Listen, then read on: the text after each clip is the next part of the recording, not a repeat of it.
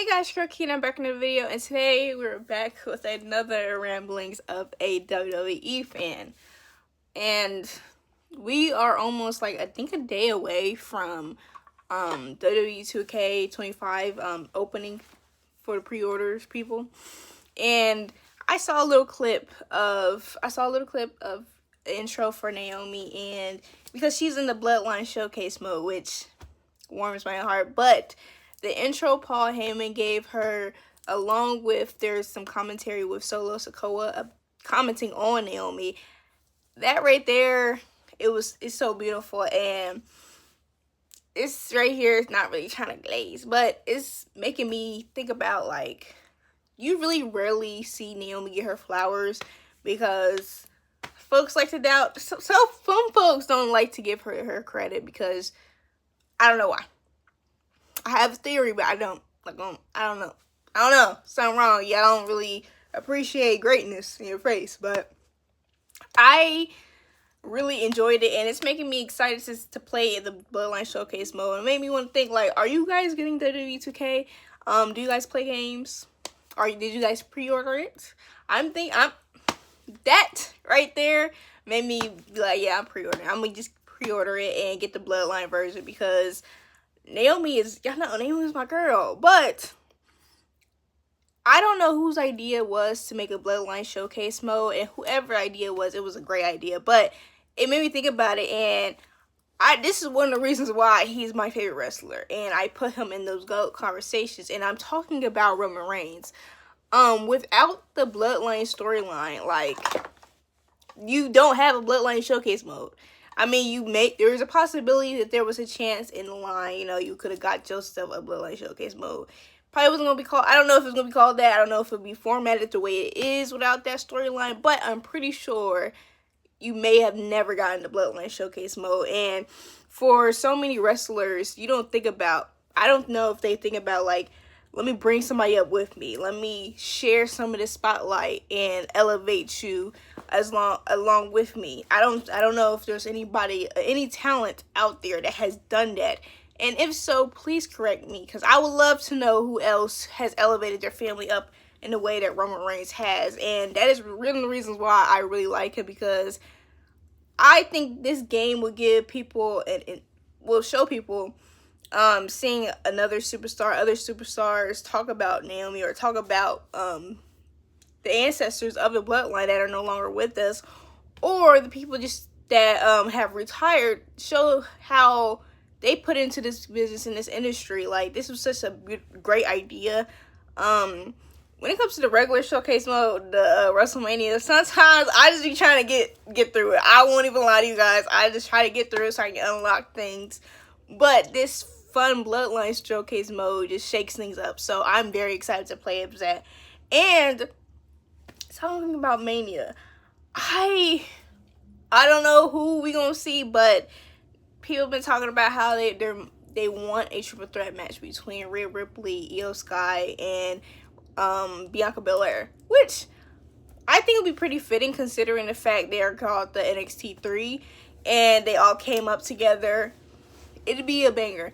I don't know how I feel about a Elimination Chamber winner sharing the spotlight with somebody that didn't qualify and just wasn't in the Elimination Chamber. I don't know how I feel about that, but I'm gonna let it slide if that occurs, because I know it's gonna be good, and it gives time for other feuds to go around. I'm gonna go sit and let it cook, because even if I do have an opinion about it, I will tell you guys. But is it really gonna? I don't know if it's gonna fix anything. I don't know if anything gonna change just because I'm a little upset. But WrestleMania season, and WrestleMania is almost coming up, which brings the question about the John Cena and Cody Rhodes type of feud. I will say this. I know John Cena got something crazy in him, and this whole thing, there has to be a story with it. And I think him just wanting the 17th championship is a good storyline as well. But it would be great to have them add a detail of, what made him sell his soul. Because we're going to be honest, nobody in a million years would have thought he would have teamed up with The Rock, especially with what happened last year. Nobody would have thought that would have happened. So to see that, and Cody Rhodes, he don't got nobody on his side. I'm just like, I don't know. Cody Rhodes may lose at WrestleMania, but I don't see that happening. But who would help Cody Rhodes if he needed help? You do have Randy Orton, but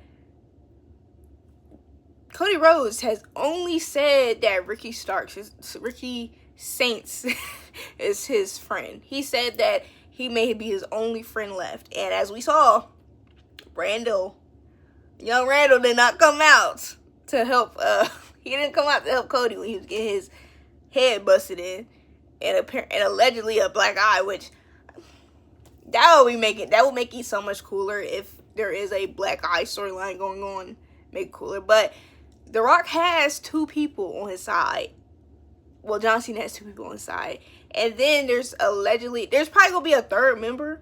Who's going to be that third member?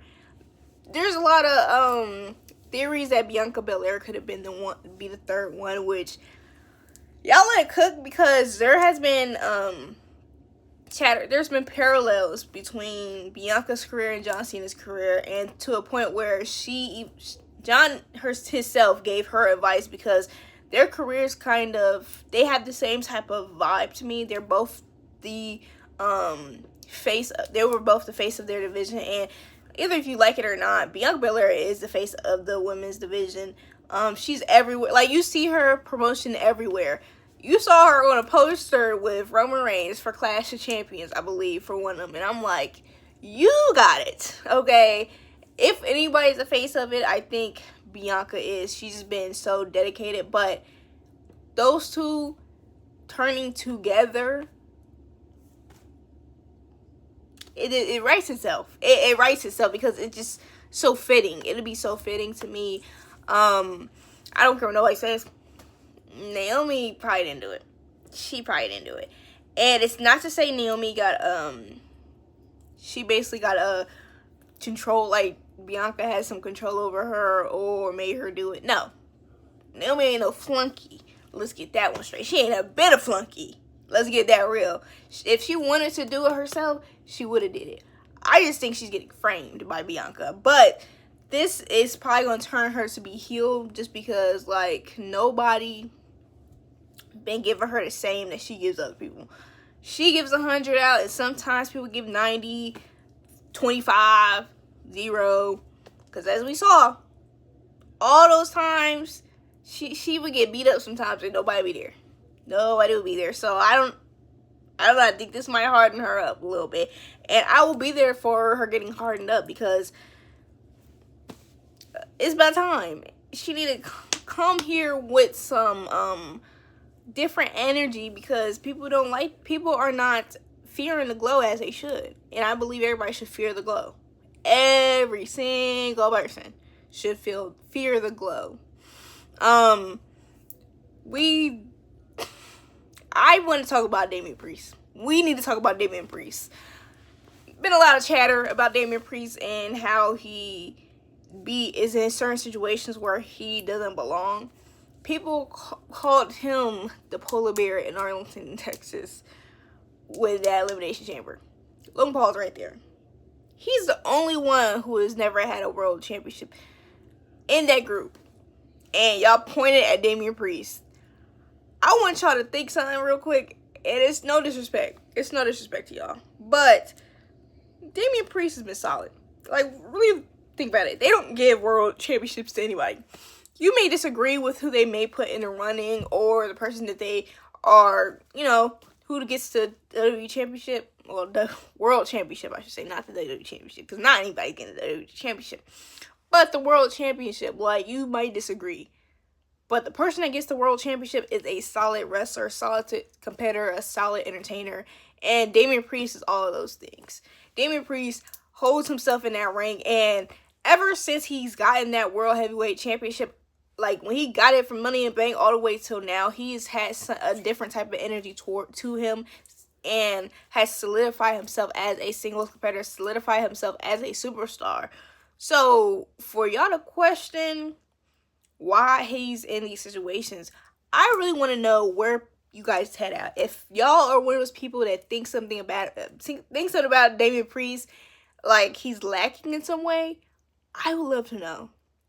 Because him beefing with Drew McIntyre is not a step down for Drew McIntyre. Now, it's a step down considering from last year, considering the fact that he was literally in a World Heavyweight Championship match, winning the Elimination Chamber. But boy, he didn't win the Elimination Chamber, so he's not gonna be in that situation no more. He won Money in the Bank, all those things. Drew McIntyre has done it. He had accolades wise, he had a good year, but Drew McIntyre is here, but Damian Priest is right here. I'm sorry. I know y'all might be mad at me, Drew McIntyre fans, or just y'all just in general, but Damian Priest is not crazy far off from Drew McIntyre. She's not. Them having a feud makes sense. It lines up. Everything does. You go from last year and then this year, the feud lines up. Nothing about this seems out somebody's butt or just made up just to do it. It all makes sense. Everything makes sense and lines up to me. What is it? It's y'all are upset about? Because at the end of the day, a Mania match is a Mania match. Like, although I've said in my previous videos that I didn't want the big three to break up, I didn't want to see Naomi and Jade at Mania. In my heart of hearts, as a wrestling fan, I want to see Naomi in a wrestling match at WrestleMania. Especially a singles match. I like to see that. I don't want her to see her get a smash match or nothing like that. Nothing stupid. But I love to see her at a Mania match, period. I'm just glad she getting booked at Mania. And that's how I feel about Drew McIntyre and Damian Priest. If you're getting booked at Mania, you're good. You're solid. So, I'm sorry, Drew McIntyre fans. I just had to get it out of my chest. And just the Damian Priest haters, I don't, why? I want to know why. Now, I still don't know why you guys, some of y'all are still on Jey Uso winning the Royal Rumble, but I kind of can, from some of y'all, I can get it, I can piece things together, put myself in y'all's shoes, because I don't agree with how you guys feel about Jey winning the Royal Rumble, but Damian Priest, I just don't get it. He just I genuinely don't get it, because he's had a career in NXT to where he's built himself up, I believe. And even then, he's built himself up. It's not like he came out of nowhere and just started doing stuff. He's built himself up. So it'd be interesting to see how you guys are feeling, considering there's a lot of people. Now, y'all might be like, who's saying that about Damian Priest? A lot of people. A lot of people. Even people I know been saying something about Damian Priest. So I want to know. I want to know. And as you guys know, Carmella, she was, her contract didn't get extended, and she's had an interview about, why she thinks that's the case, or just expressing how she feels about it, which is her right to do, period. I don't think anybody should tell her that she shouldn't be talking about her experience, or that she's wrong for speaking about her experience, because it's her experience. You can never tell somebody, no, don't talk about your experience because it's wrong. No. You say what you have to say, but don't say that it doesn't, her feelings aren't valid.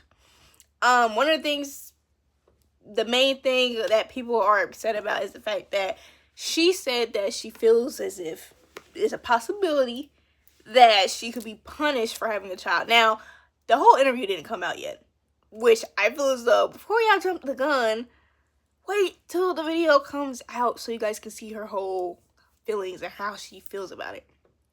Because it's not wrong for her to feel that way at all. She was out because she had a child, and then she sustained an injury because of that. Her childbirth wasn't easy, I should say, which made it so it was hard for her to come back, and she wasn't able to come back. She stated it's because of that. It's not because she didn't want to go. It's just, when it comes to having children, everybody's experience is different. But there's I've seen a lot of opinions about how, oh well, Becky Lynch had a child. There's mothers in WWE that still wrestle. Yes, but everyone's experience with childbirth is going to be different. There might be some childbirths where things are kind of smooth and you can go to work.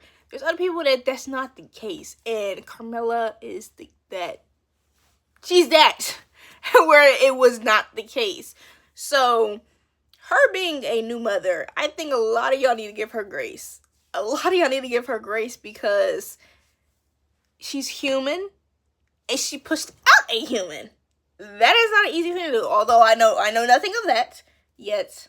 I don't know, but like give her some credit, some grace. That is why I feel as though it be hard. It could be hard for some people to be women in these wrestling spaces because it seems like women's experiences are so they're not validated. Like people don't validate the experience of women. And this is just an example of it.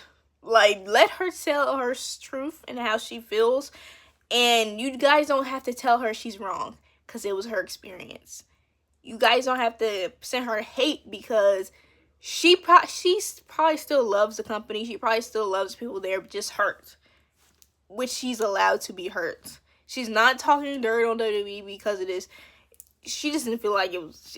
She probably doesn't feel like it was fair. It probably just wasn't fair, and I think women have a harder time in just business places, with especially in an athletic point of view and entertainment, because you do want to have both, and all the times you should be able to have both, but sometimes it seems as though you have to pick one or the other, which isn't fair. I think that when it comes to any of the wrestlers, if any of them want to have a child, I think they should have a child and be able to come back. Yeah, and if they sustain a certain type of injury or it's harder for them to come back, if it's past a certain time, a contract if it's not renewed because you're out at a certain time, that's business. That's fine. As long as there's proper, communication. Like, that's my opinion on it as well, but that's how I feel. But thank you for watching. You guys tell me any of the wrestling takes you have. I'm ready for SmackDown because Jay probably gonna say something, and I'm just ready because I want to see if Naomi comes back, because y'all already see my girl is up and at him. But thank you for watching. Please like, comment, share, and subscribe, and I'll talk to you guys next time. Bye.